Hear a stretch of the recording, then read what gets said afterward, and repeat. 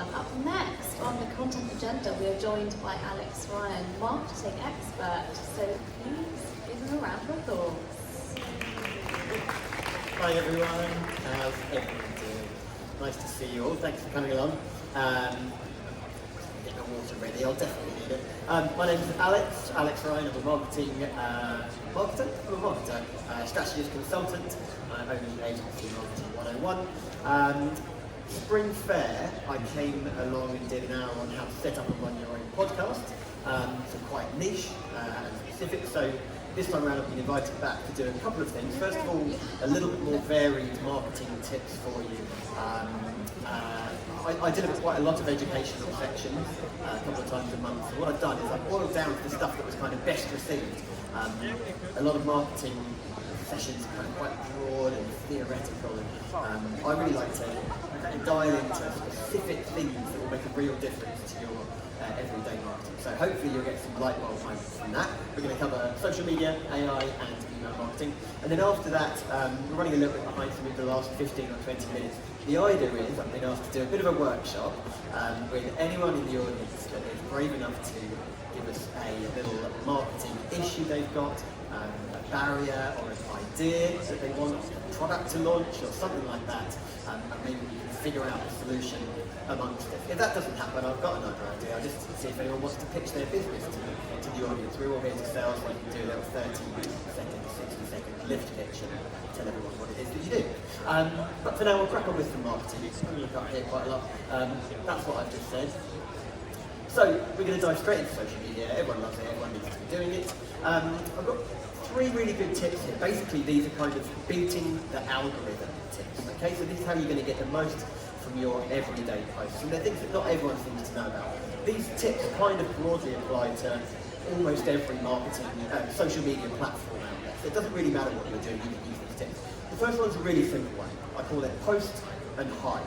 Okay, so what we all know with the algorithm is what the algorithm is doing on all these social media platforms. It's showing each of your posts, we're talking about your organic day-to-day posts, not advertising. It's showing those posts to a small percentage of your audience. So if you've got 1,000 followers, maybe it shows it to 1, 2, 3, maybe 5% of your audience first. Okay, so a little floodgate, I think of it as floodgate, opens up and it shows the post just to that little sample audience. The reason it does that, we've all got really busy news feeds, loads of friends, following loads of businesses. It can't just show everything to everyone. Okay, so it tests it. And what it's looking for in those first, say, 50 followers that it shows it to is their reaction, their engagement. Do you get likes, do you get comments? Do they dwell on your post? And we'll talk about dwell time in a second, so do they spend time on it? And if they do, the floodgates open a little bit more and it shows it to another little percentage, maybe up to 8%, 10% of the audience, and so on and so forth. So every single one of those engagements, whatever kind it is, gives that floodgate a little open and shows it to a bit more of your audience. Exactly the same could be said of your responding engagements, okay?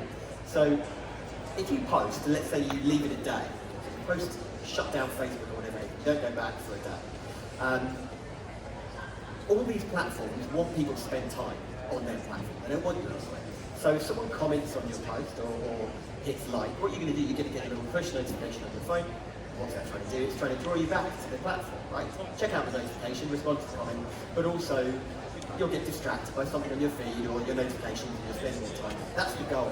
So we've realised in our experiments at Marketing 101 that if you hide, if you ignore that notification, it gives the algorithm a little boost. It's like, why haven't they responded to that notification? Why don't they come back and spend more time on our platform?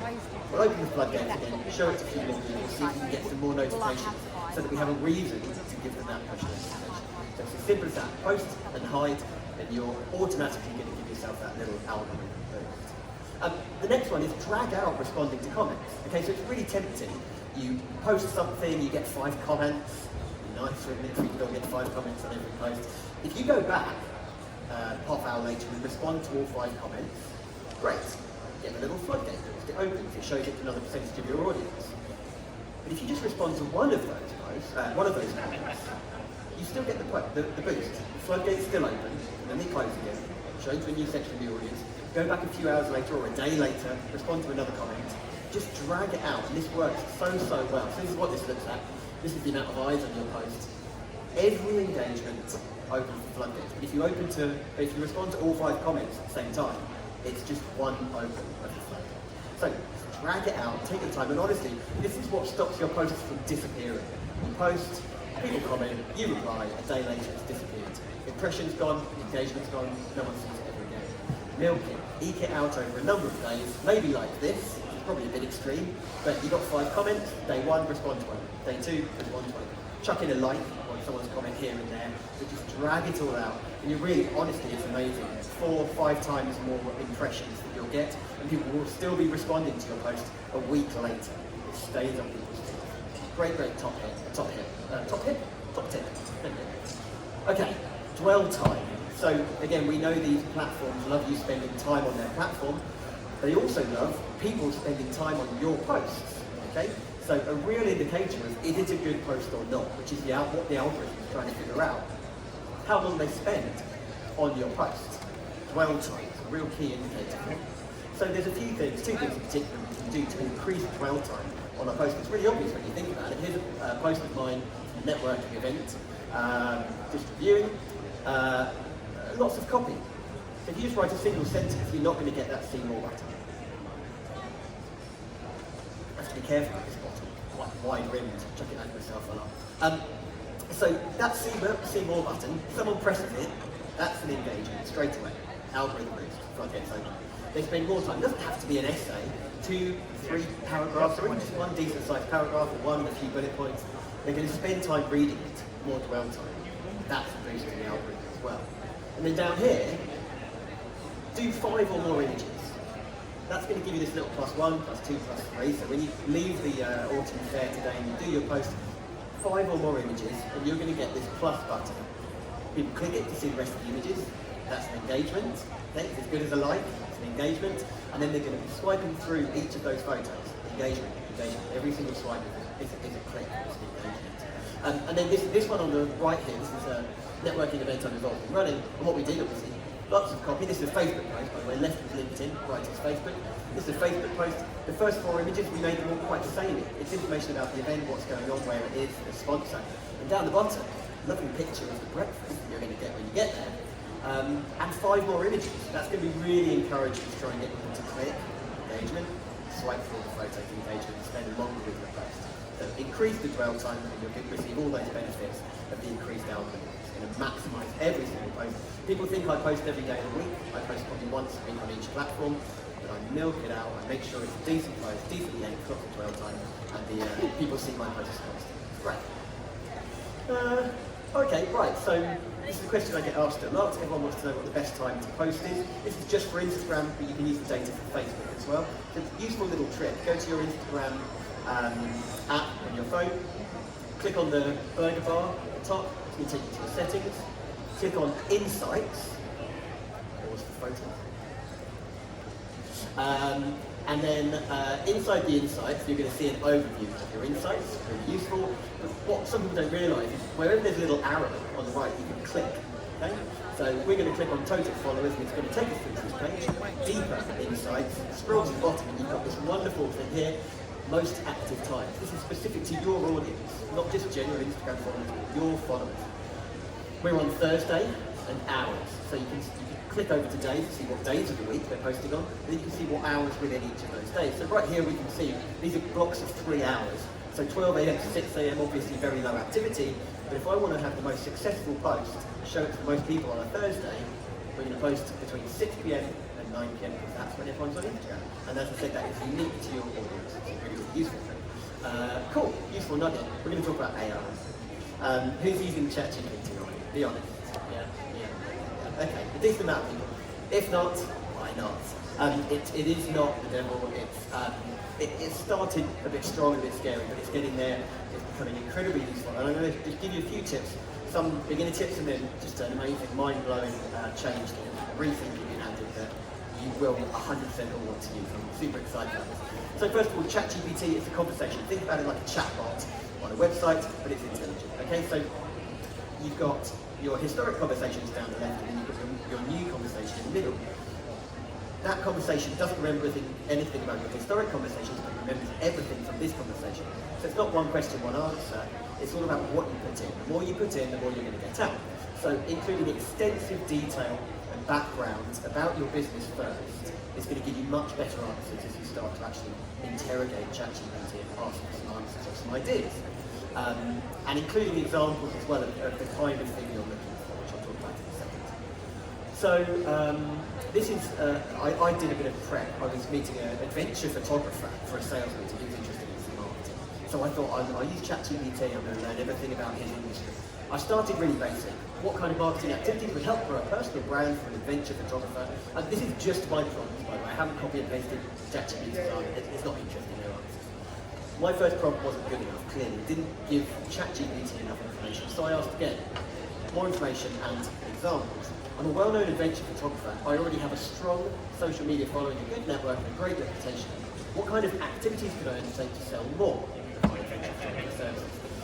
Came back, another answer. I clearly didn't like it, so I had to give it a little bit more information. My services are quite unique, working with people having adventures into rarely travelled areas, rainforests, deserts, the Antarctic.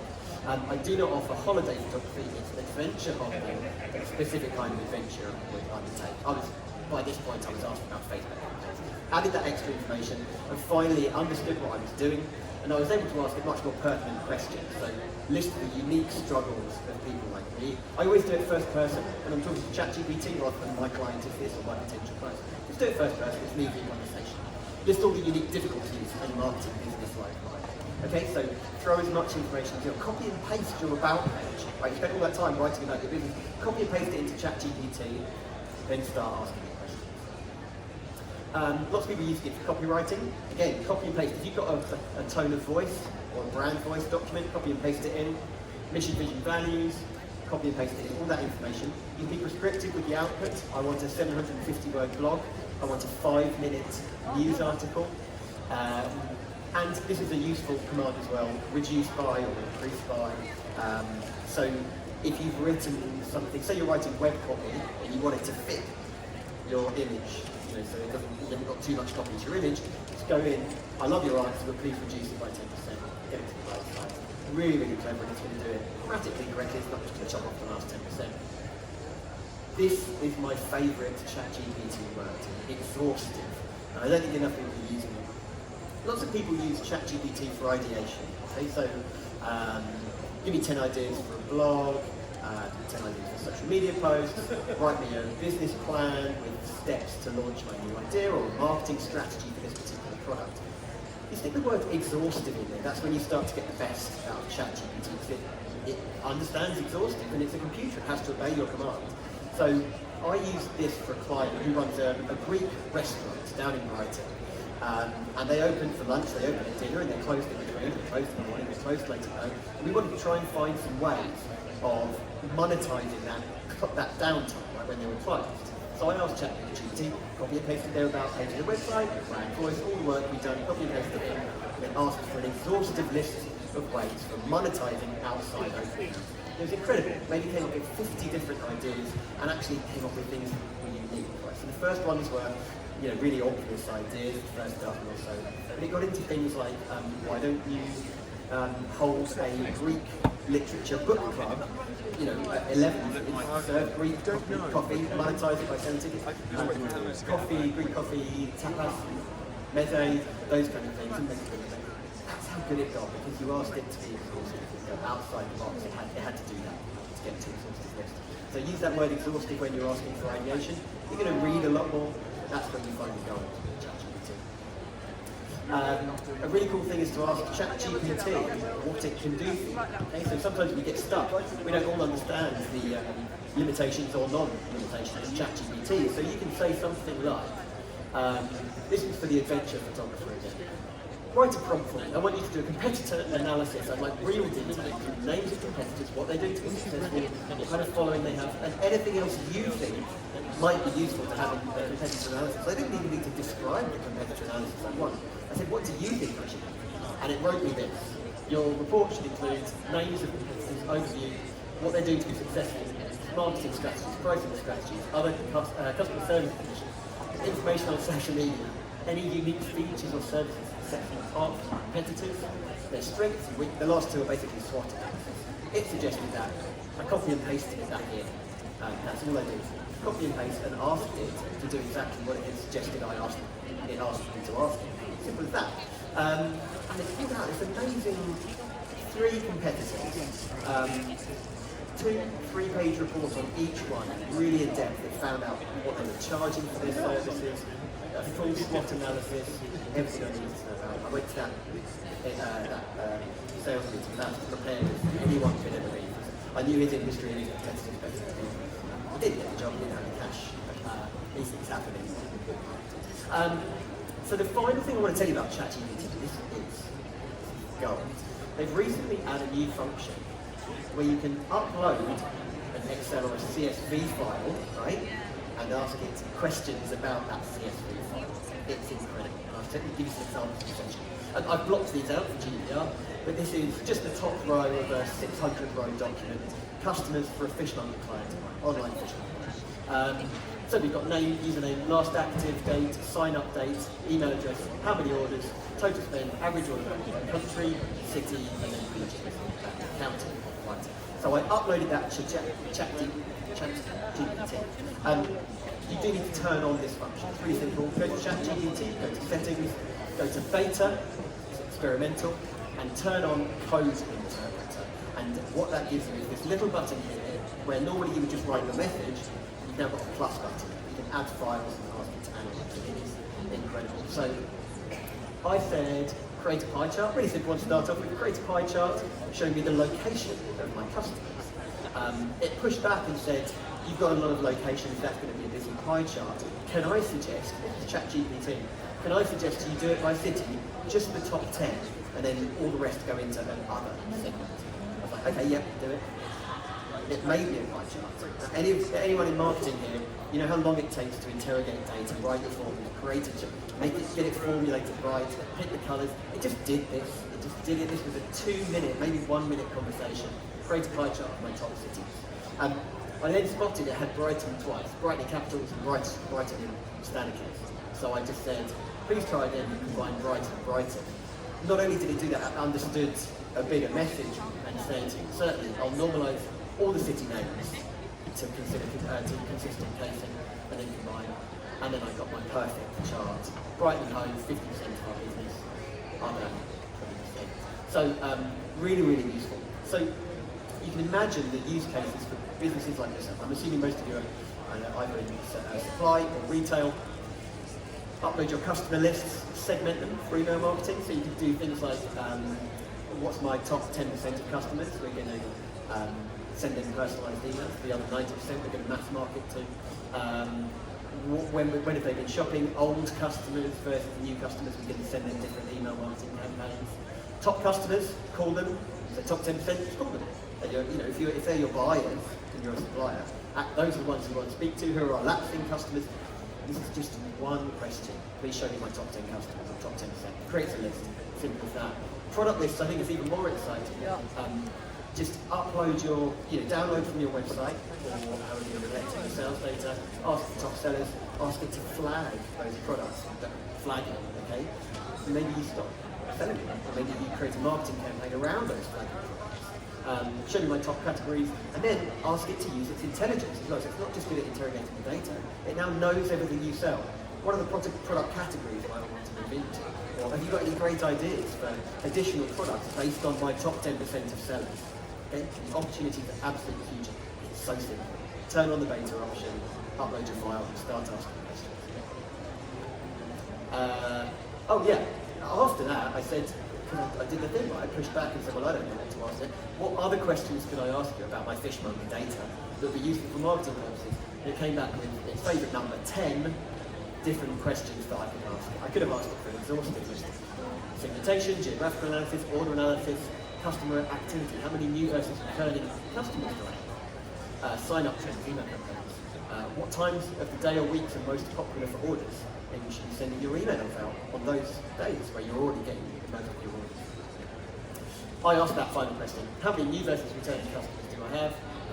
Gave me lots of information about it. Basically, I had 438 new, 210 returning, which means that we have a second order rate of about 50%. That's ChatGPT. Quick reminder, workshop is incoming. So if anyone's got any questions, we'll do questions about this stuff first. And then any questions about your own business or just ideas you've got or things you're thinking about trying to launch if you're marketing in the room, then we'll do that. If not, I've got a different idea. If that, we just finish early, it'll be fine, grab a coffee before the next products have changed presentation. So the last thing I wanted to talk to you about was email marketing. If you're not doing email marketing, then you're wasting all the other of your marketing efforts, okay? Every customer or email address you get, you've paid for in some way, whether it's your time or money. Whether you're out networking, you're at one of these events collecting business cards, you've spent time or money to get that person. Whether they buy from you or not, you spend money or time.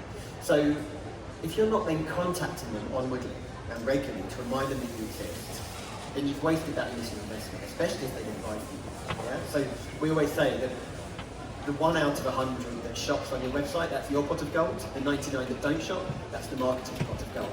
They just weren't ready. They came here, they saw your advert, they ended up there. That's our pot of gold. So emailing them to make sure they know that you exist. When they're ready to purchase, you're there for them. Or when someone says, oh, do you know anyone that does ... Oh yeah, this company drops an email into my inbox every month. You should go and talk to them. So we've got 3 kinds of email marketing. You've got automation, journeys, and funnels, whatever you want to call them. That is where we take an action created by the client or customer, and we, you make this journey once, 1, 2, 3 additional emails, and you trigger them. So you make it once and then you forget about it. So maybe the client has purchased on your website. 1 week later, they get email 1, thanks for your purchase, I hope it's okay. Email 2 comes a week after that. Thanks for your purchase, would you like to leave us a review? And then email 3 comes a week after that. Here's some other great stuff we thought you might be interested in. So that's an email journey. You can also divert. So on email 2, if they didn't open, please leave us a review. You can send them on a different path. We noticed you haven't left us a review yet. It really helps small independent businesses having reviews like yours. We really appreciate the time. And then once they've opened that email, they can go back on the path. So that's a great one. Mail merge. Who does mail merge? I've heard of mail merge in the group. Okay, good. Just a few. Okay. So mail merge is really, really useful if you don't like traditional email marketing. It's too shiny, it's too mass marketing. You can take a CSV file or an Excel file of all of your customers and you can sync it to your Outlook or Mac Mail, whatever your normal email sending client is. As long as you've got a first name and an email address on there, it will then send however many it is, 10, 100, 100,000 personalised emails, just 1 each to every line of the CSV file. It's going to be really useful for something like, especially maybe your top 10% if they're buyers, but something like, they're just coming through normal email. Hi Dave, just wanted to remind you that obviously Christmas is around the corner. Make sure, we had a really busy year last year, so make sure you get ahead of orders. We'd love to hear from you. Let us know if there's anything we can help with. Alex from gifts.us.com. That's really, really good. It feels like a genuine email, but actually you've done the work once and sent it to 1,000 different people. So that's a mail merge. And what I wanted to just talk about, I don't know how I'm doing for time, so I don't know where I'm watching, I'm not afraid. Give me a wave if there's issues, somewhere at the back. Newsletters, right? Everyone should be sending newsletters. In retail, you can probably get away with it. Well, I see retailers do it up to 3 times a week. People unsubscribe if they don't hear. It's really not a problem. Don't be scared of emailing. But once a week, once a fortnight, at worst, once a month, you should be contacting your customers. But newsletters can feel a bit overwhelming. So where do you start? It feels like a lot of work. It's a bit of an effort, right? And customers put them off. All the time, people put them off. So what we've done is, in Marketing 101, we do a lot of emailing, newsletter emailing for our clients. We've got this magic structure, makes it very engaging, easy to read, and easy to write, holds for your photos. That is the magic structure. Okay, just pick 3 key messages and stick to that structure. So your primary message is going to be something interesting. This is why they're going to keep opening your emails, okay? Go straight in with sales, they're going to be bored of it. So create something interesting. Number 2, sales-ish, that's your secondary message. Try not to make it overly salesy. We'll give some examples in a second of what that actually looks like. And your tertiary is going to be your credibility, your expertise, to prove that you know what you're talking about, give them a reason to purchase from you, to trust you. Okay, so what that looks like in the real world, your primary interest, so that first message right at the top that you're going to lead with, go with something interesting, right? So charitable, community outreach, team activity, something about sustainability, culture events, customer stories. This is one of our clients, they're a lettings agent and the property estate agent, and they went with top 5 local. So every email, every newsletter started with top 5 local ... So top 5 local ice cream shops in Brighton and Hove. Top 5, next one was top 5 places to walk your dog, top 5 places to watch the sunset, top 5 rooftop bars, or whatever. Just something really interesting. We've done the effort, put the work in, and people are keen to open that. A couple more examples. So that was one of ours that we used as an interest section. Our podcast hit a decent milestone. This is a construction company. They do meet the team every time at the top of one of their emails, make it really personal. That's beautiful rocker, isn't it? So the secondary one, this is when we can start to go a bit sales-ish. You do want a bit of sales message in here. We are still selling, but really, people aren't just going to see your e-shot and start clicking and buying. Especially if you're retail and B2C, then maybe you can go a bit more product focused here, but certainly not if you're a supplier. So tell me about things that are different, not the same old here's our products, here's our products. New products, seasonal beats and drops, Easter incoming, usual, we all know about that. Bestsellers, deals, gift guides and collections. Here's a couple of examples. We did a SEO push that is very salesy, but we decided to go for it. This is a wine tour client of ours. Explore our old wine experiences, our new old bus, but it still says shop for sale. So semi-salesish, but not in your face. And then the final one, the easiest I think, is your credibility and expertise section. So you've drawn people in with something interesting, you've reminded them that you sell a product, you've got something to sell and talk about, and now you're going to remind them how credible you are. So you're going to include industry news or some case studies, customer reviews are amazing, awards and recognitions. You can read, right? That stuff. That's what you want to be putting in this section. Latest from the blog, I really like that. So on the left, can't remember who this was, but construction company again, news from the industry. We didn't write any of this. We went to the media, the construction media, I guess they exist. We took the first 2 sentences and then put a read more button, sent them off to that news site. It's not a problem. You're just giving value. That's all it is. It's really, really simple. But you're proving that you're interested in the industry. A nice testimonial from a customer there for Norton Door Properties. Another testimonial for the construction company. And then best of our blog. This is a really easy one. Just take you to the latest news articles and blogs and put that highlight there. Again, it shows that you are engaged in the industry. You're not just take, flog. You are part of your industry. You're engaged, you're interested in it, and you're actually creating content that's useful. That is the end of the marketing tips section. I can see you're all devilishly excited for the next section. So before I go to questions, just a reminder, if anyone's got any questions outside of that stuff, where we can try as a community to help you figure out a marketing problem or a business problem or an idea or things that you can try, then let me know. Prepare yourself, we'll take those questions in a second. We've got a little microphone in the back. But in the meantime, any questions about what I've just gone through? And I've just kind of overloaded everyone. I talk quite fast, don't I? Well, look, if there are any questions down the line, my business cards are dotted around on the bench. Now the bit we're all most scared of no one putting their hand up for. Has anyone got any marketing questions or business dilemmas or things they want solved? Yes, thank you. Oh, 1 second. This is a perfect opportunity to throw this all over myself. Thank you so much. That was really, really interesting. We are a small local business, just starting out in the first couple of years. Everything needs done. How do we prioritize where to go first? What do you sell? Jewelry. Okay, made by yourselves? Yes. Lovely, okay. And is it your full-time Yes. job now? Amazing. Okay, so this is my main job, I guess, is within the business, is the consultancy, expression service.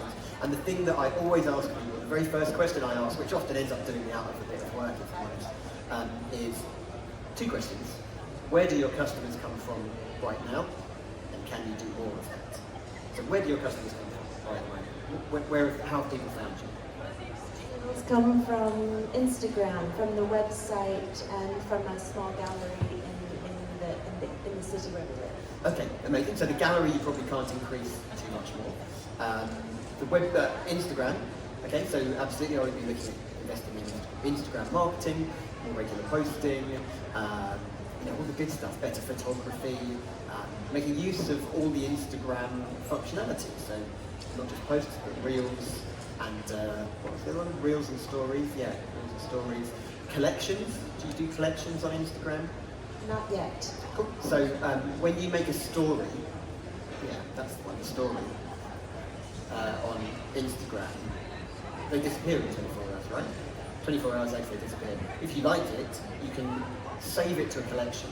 So just underneath your profile, above your grid, underneath the profile and the information in the biography, you have a grid, and then on that grid, above that grid, you can have some additional little circles. You have to set them up. It's fine, just create a collection, and you could call it silver, diamond, gold, and you could categorise all your stories to those collections, and those stories will last forever. So rather than putting all that effort into a story that disappears after 24 hours, add it to a collection. One other thing that you could consider with Instagram, have you tried any influencer marketing? A little bit? Okay. Not to great success? No. Okay. So, influencer marketing is it's a kind of difficult one, right? It's changed a lot, and a lot of people expect to be paid for influencing, which I guess is fine. The best thing that you guys can do, in particular, obviously, is you could jewellery. I don't know how much the cost value of each item is, but exchange product for coverage. But an amazing way to find influencers, right? Which again, I don't know why more people don't do it. If you find a competitor, right, who seems to be doing really well, 50,000 Instagram followers, they're doing amazingly. Go to their grid, and in the 3 sections on their grid, I'm just wondering if let me just run back.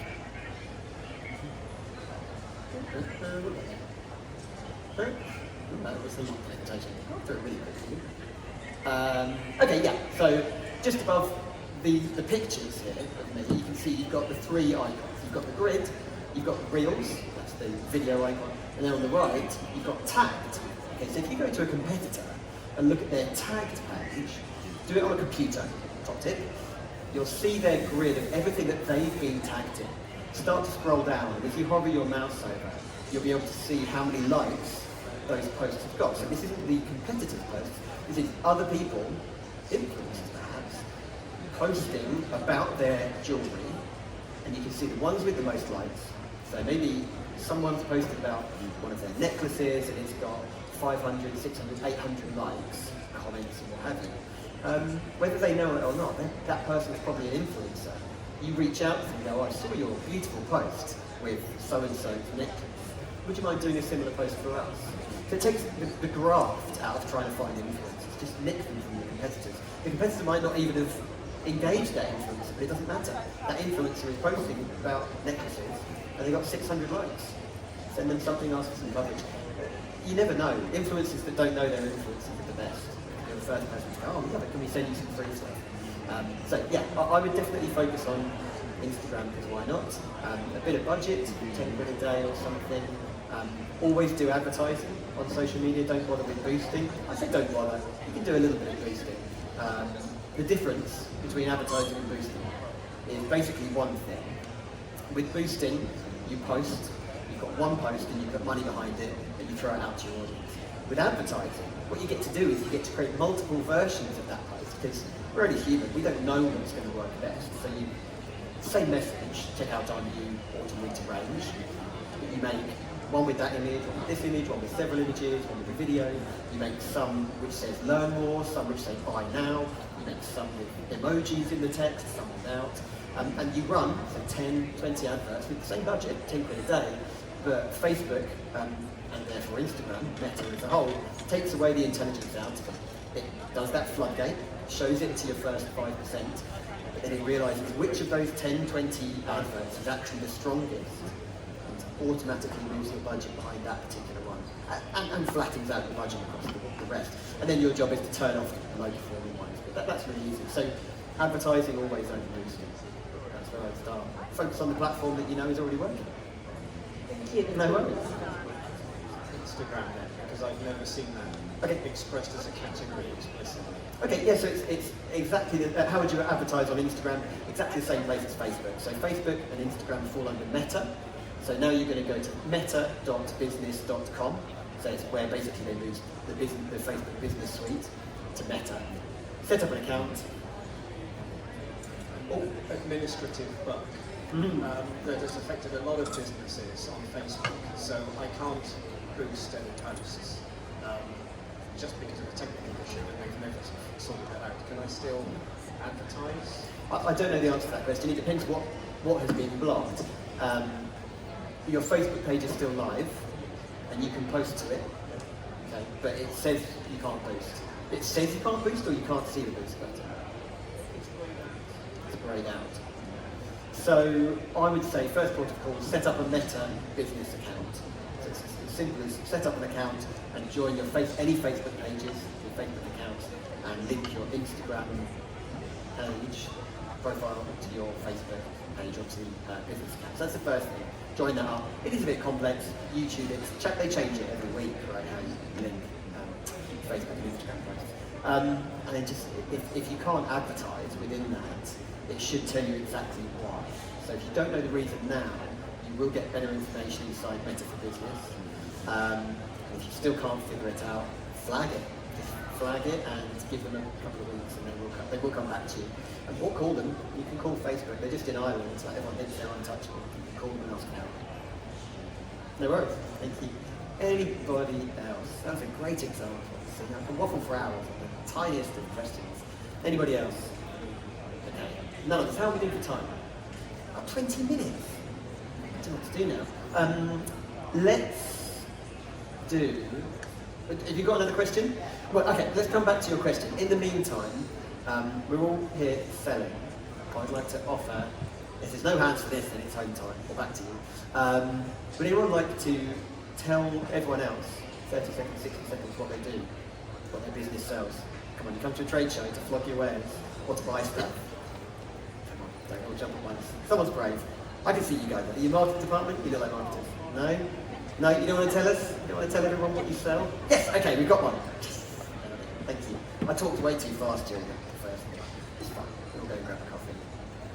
So a little lift pitch, and then I'll probably ask you what you do for marketing. Okay, so I work for a children's magazine publisher in the marketing and licensing. We have a portfolio of magazines for preschoolers, primary age children. On the front of those magazines are the camera-mounted gifts. Nice. So that's one of the reasons we're here to go to the toy area to see what we can find. So we do have social media accounts, Facebook, Insta, we've ditched Twitter. TikTok's been working quite a bit for us because we go through the magazines, we show sort of the content. One of the things we're trying to get across is the value of children's magazines and the educational content, and it breaking down barriers for reluctant learners or that first step into reading, and actually it being a lovely family moment for kids at home, a nice thing to do away from screens. But we also we think there is time for screen time as well, but it's just an alternative. So yeah, that's what we do. Fantastic. How have you made TikTok work for you then? You say you're flicking through magazines. Just posts or adverts? Posts. Yeah. So it's all organic at the moment on TikTok. Some things really take off. Then in my team spends quite a lot of time just looking at trends, what sort of music is featured on other videos, and either uses it or tries to copy. Nice. You know, sometimes music, that works.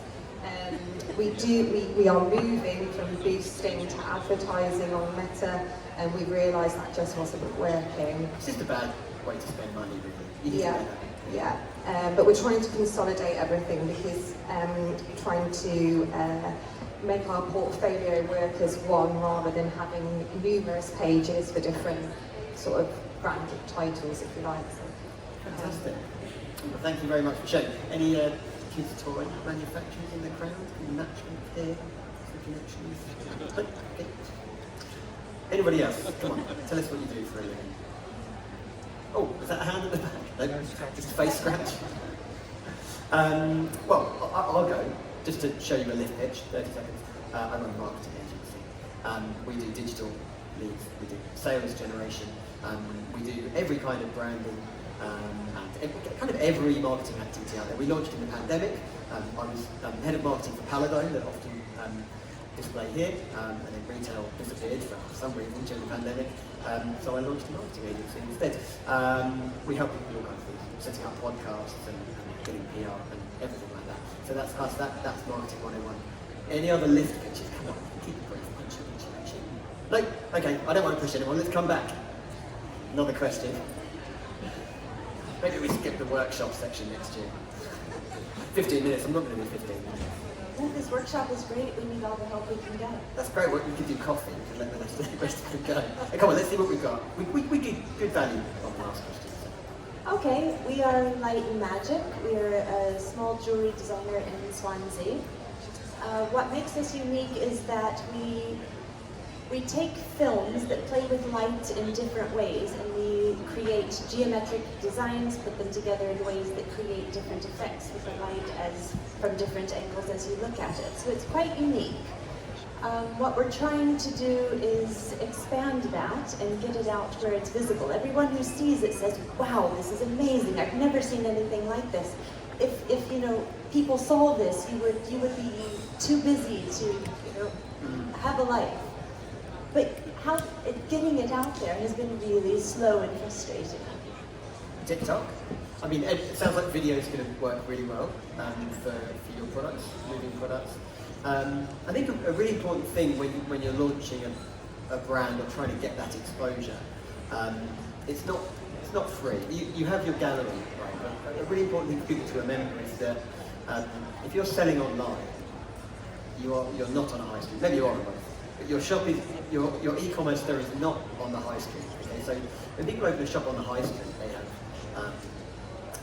rents, they have to do the shop up nicely, they have their bills, they staff, they have to have PRS to pay for their music to play, they have to keep the window. A lot of investment, right? And you say, oh, what marketing do you do? And they say, oh, no marketing. Well, no, people just walk in, like you're on the high street. You don't have that luxury with an e-commerce store, so you have to pay for traffic. No one is walking past your website. So you do have to pay for people to walk past your website. I think one thing for you guys to bear in mind, I like to split marketing into 3 subjects. So you have end of search, interruptive, and attraction. So attraction we can kind of forget about, although we do have a magazine in the room. So attraction is more your PR stuff or sponsorship. Okay, so it's where you align your advertising with the kind of morals of your brand, and you find those places that you can put your brand next to in the hope that someone goes, oh, I like that brand and they sponsor my kids' football team. Attraction. We don't do a lot of that, it's really, really expensive. Then you've got end of search and you've got interactive. End of search is obvious. Are people looking for what you're selling? Because if they are, they're probably looking on Google or TikTok or TikTok, massive search engine now, right? ChatGPT, massive search engine. We all know YouTube's a massive search engine. So if they're searching for what you're selling, then you need to be at the end of it. So SEO, pay-per-click, Google Shopping, those kind of things. If people aren't searching for what you're selling, which is where you sit, it's because they don't know it exists. Right? So it might be because it's a brand new product, it might be just because it's not something they always need, but it's desirable, or it might be that you're trying to get them to switch. Okay, so suppliers out there, and you're trying to get them to move from one supplier to another. They don't know they want it till they see it. That falls under interruptive, and that's where you have to go to social media, or again, into magazines, where you're going to place your content where people are having a nice time, they're relaxed, they're not expecting to see something like that, and it surprises them. And that's where you have this opportunity to grab them in that particular moment, definitely with maybe some kind of incentive, but just draw them into beautiful things. I have a client that sells like growing walls, right? It's like it's like real moss walls or art pieces. No one's going out searching for moss wall art. Maybe they are, right? But they see them and they're beautiful to me, like these landscapes. Like, do I have to water it? They click, they want to go in and they want to experience it. And then they see a pop-up, code pop-up, or join our website, join our mailing list, we're sending out Christmas offers. So drawing people in with the visuals, I think, is going to be vital for you. If you're truly separate, doing something different within jewellery, and it's visually beautiful, then it's obvious. Anywhere that you can put video, anywhere that you can put photography, and interrupt people with how beautiful that is. And I think probably as an investment, making sure that making the best video and photography possible is probably the best way to go, I think.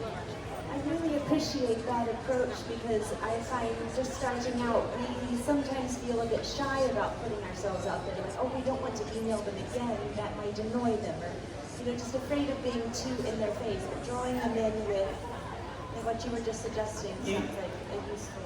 There's nothing wrong with being in their face. If someone's given you their email address, then both, I think, morally and legally, you have every right to email.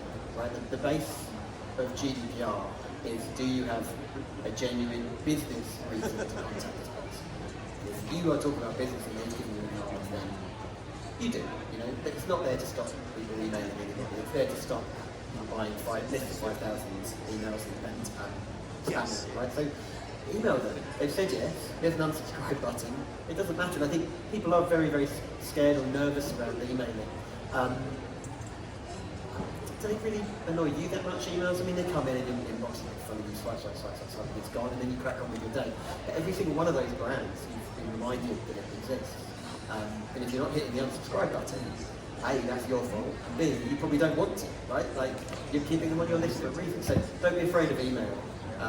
It's still one of the strongest forms of marketing, as is direct or postal, as we call it. So that could be a route for you. There's this thing a tactic I talked about recently. We talked about it in the agency called Golden Goose marketing. I'm going to get rid of my Instagram profile, click through to the end. We call it Golden Goose marketing. Okay, so this is kind of, it's not on here, I'm just getting that back up again, so you can follow me on LinkedIn.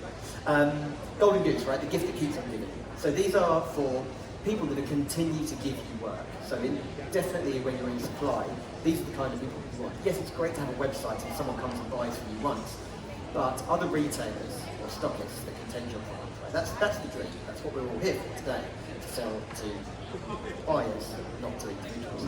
So when it's Golden Goose marketing, it's worth pushing that additional effort in. There's a bit of elbow grease, but putting your research in, finding the companies, a target list of companies that sell products like yours, then head to LinkedIn, or there's a website called rocket.io, okay?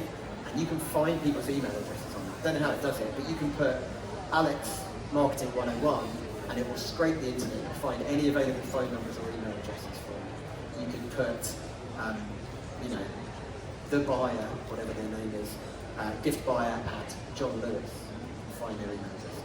It's all perfectly legal. You have to pay a couple of times, it's a few quid for each email address. So put that effort in, find those people, and then if you can get a postal address for them by calling and saying, oh, I need to get this on John Lewis's desk at John Lewis, then get that postal address and send something to them. People are much less precious of postal addresses because they're all on maps, right, than they are of email addresses. So you can call, it's graft, but that one person, that one golden goose can really, really pay off. So email them, post them, maybe, you can run adverts to specific levels of staff on LinkedIn.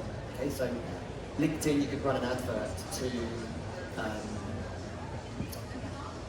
CEO or CXO level or manager level and higher of this business, that business. You can literally name the business and say run an advert to these people, manager level or higher. Run those adverts specifically to those people. So you can find these golden gooses, run adverts to them on LinkedIn, post things to them, pop them an email, and eventually maybe write a nice letter and ask them for a meeting. It's graft. But these are people that are going to buy from you for the next 3, 4, 5 years. So it's elbow grease, but it really, really pays off. Definitely. It's hard work though. Any other questions? Look at the wonders we're doing for this fantastic business. No one, yes! I knew it. Knew we'd get on right. 5 minutes, perfect. We nailed it. Hello. Hi. I'm Poppy and I'm basically an artist for something called Crossword Flora. And I actually make faux taxidermy out of dried moss and flowers and things. So when you Faux just said taxidermy? that, I just thought, wow, that's so similar That's to what I'm awesome. doing because it's really cool and they look quite good, I think, but no one knows about me. I've got a website, I've got Instagram and TikTok. I am in a small shop, but it's just quite difficult when no one knows that you exist. Really difficult, really difficult. And I think that's the thing is, If you've got something beautiful and you believe in it, then there's a lot of plugging away.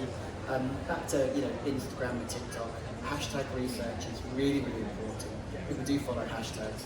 The music, do follow music trends, but engaging is a really important part of those two platforms, where it's not so important on Facebook or LinkedIn. Actually being an active part and engaging on Instagram and TikTok with like-minded souls, other creators, other people doing stuff with moss. I guess maybe there's a mossy community, who knows?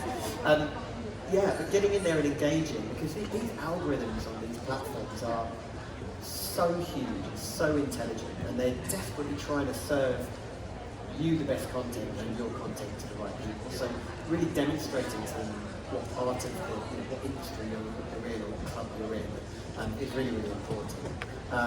The other thing I was going to say, actually, because I'm coming to both questions around that, you're not on the high street, you're a website, it is around budget. I do think it's worth seriously considering spending real money at the beginning, because if you drip feed a budget over a year, even quite a small budget, just front load it into 3 months. Figure out what you're going to spend for the next year, front load it into 3 months, give yourself the best chance of actually making an impact, and more importantly, it's a learning period. So seeing what's working, putting loads of budget into pay-per-click, SEO, Facebook adverts, magazine advertising, direct or postal. You actually see where the response comes from. Hopefully, you get enough response in that first 3 months to go, okay, now we can afford to market for another 9 months. Worst case scenario, perhaps it washes its face, it just about pays for itself. At least you've got some idea of what works and what doesn't work, and whether you want to do some more reinvestment. I think there's much too much flattening of budgets in new businesses, and you've really got to start with a bang. Give yourself the best chance of going viral. TikTok, you just got to keep plugging away. Make sure you've got great quality content. There's nothing which makes people scroll past a post on Instagram like low res. Don't make it look like an advert. That's the other thing that people scroll past, straight past adverts. So you want that nice in between. This looks natural, it's cool. It also looks like someone doing it in a small shop or in a gallery or in their bedroom. It doesn't matter.